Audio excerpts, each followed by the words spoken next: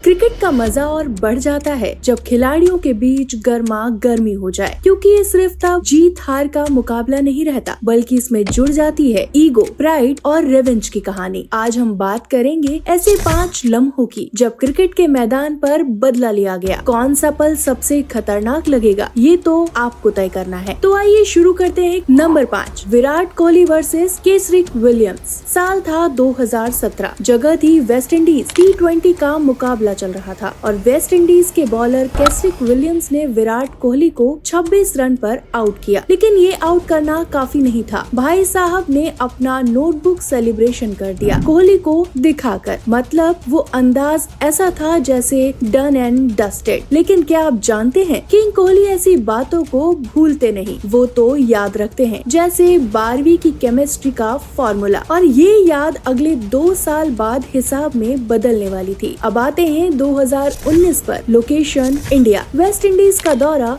और सामने 208 रन का टारगेट। इंडिया का टॉप ऑर्डर थोड़ा लड़खड़ा गया। रोहित शर्मा जल्दी आउट हो गए। विराट कोहली बल्लेबाजी करने आते हैं और वो अंदाज, ये तो विराट कोहली का दिन था। और जैसे जैसे खेल आगे बढ़ता है, केसरिक विलियम्स स्लेजिंग चालू कर देते हैं। कोहली चुपचाप सहते रहे, लेकिन अंदर का लावा धीरे धीरे उबल रहा था। मैच का वो पल जब जेसन होल्डर बॉलिंग कर रहे थे और कोहली ने एक शानदार छक्का जड़ दिया। स्टेडियम में गूंज कोहली कोहली, लेकिन असली मजा तो बाद में आया। विराट ने एक सिंगल लेने की कोशिश की, केसरिक विलियम रास्ते में आ गए। कोहली गुस्से में, अंपायर समझाने आते हैं, पर कोहली का मूड तो फुल रौद्र रूप में था। अब गेम का क्लाइमैक्स, विलियम्स बॉलिंग करने आते हैं और विराट कोहली एक के बाद एक चौके छक्के। कोहली ने छक्का मारा और फिर बैट को पेन की तरह पकड़कर विलियम्स की तरफ देख नोट करने लगे। क्या सीन था। मतलब कोहली ने बता दिया, बेटा तुम्हारी बुकिंग कर दी गई है, अब हम खेलेंगे और तुम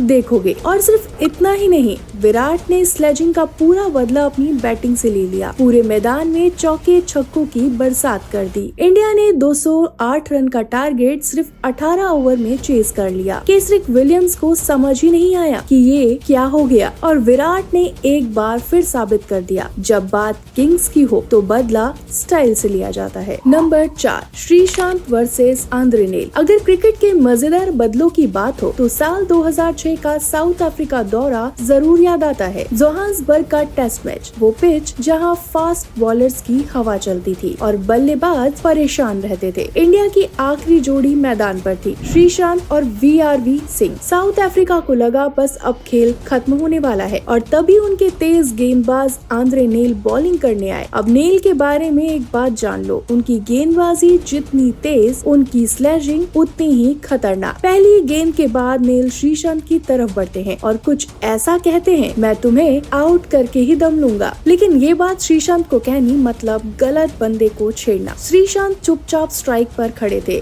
लेकिन अंदर से उनका जवाब तैयार था। नेल ने अगली गेंद फेंकी और श्रीशांत ने कदमों का इस्तेमाल किया, बल्ला घुमाया और गेंद को सीधा मैदान के बाहर भेज दिया। लेकिन कहानी यहीं खत्म नहीं हुई। श्रीशांत ने छक्का मारते ही नेल की ओर देखकर ऐसा डांस किया, मतलब क्या ही कहें। हाथ घुमाते हुए, सिर हिलाते हुए उन्होंने ऐसा दिखाया जैसे कह रहे हो, नेल तुम्हारा शो खत्म, अब हमारी बारी है। पूरा स्टेडियम हंसते हंसते लोटपोट हो गया।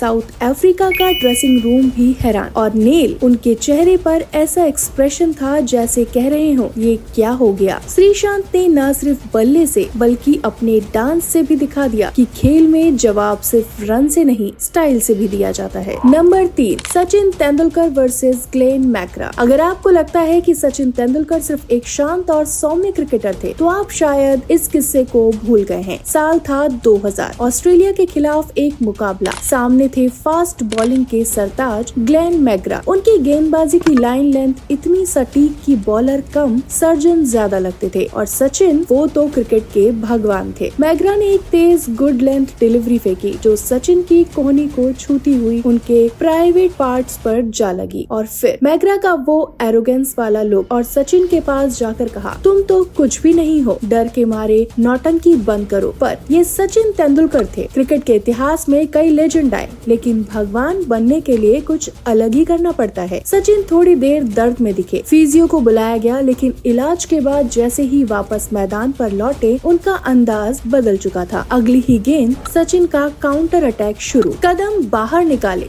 बल्ला घुमाया और बॉल सीधा थर्ड मैन बाउंड्री पार। स्टेडियम में मौजूद हर फैन उछल पड़ा, लेकिन ये तो बस ट्रेलर था। अगली गेंद और मैग्रा को एक और बड़ा छक्का। ये छक्का कम और थप्पड़ ज्यादा लग रहा था। वो दौर था जब फास्ट बॉलर्स को डिफेंड करने का जमाना था और यहाँ सचिन उनकी गेंदों पर ऐसे शॉट मार रहे थे जैसे कह रहे हो कौन ग्रेट है ये मैं दिखाता हूँ। मैग्रा की हालत खराब, कंधे गिर चुके थे, लेकिन सचिन का गुस्सा भी शांत नहीं हुआ था। उन्होंने अगली गेंद पर कदमों का फिर से इस्तेमाल किया और एक शानदार चौका मार दिया। मतलब जो गेंद बैट्समैन डिफेंड किया करते थे उन्हें सचिन दौड़ा दौड़ा कर मैदान के बाहर भेज रहे थे। दोनों के बीच हल्की सी बहस भी हुई, लेकिन सचिन का असली जवाब अगली गेंद पर आया। मैग्रा ने वही पुरानी लेंथ ट्राई की और सचिन गेंद को उठाकर ऐसा घुमाया कि सीधे स्टेडियम के बाहर। ये छक्का नहीं, स्टेटमेंट था। रिप्ले देखो तो हर बार दिल खुश हो जाए। उस दौर में स्टेडियम के बाहर छक्का मारना मतलब अलग ही लेवल। और इसके बाद तो मैग्रा की ऐसी धुनाई हुई कि शायद उन्होंने खुद से कहा हो, सचिन तू क्रिकेट का सच में भगवान है रे। नंबर 2,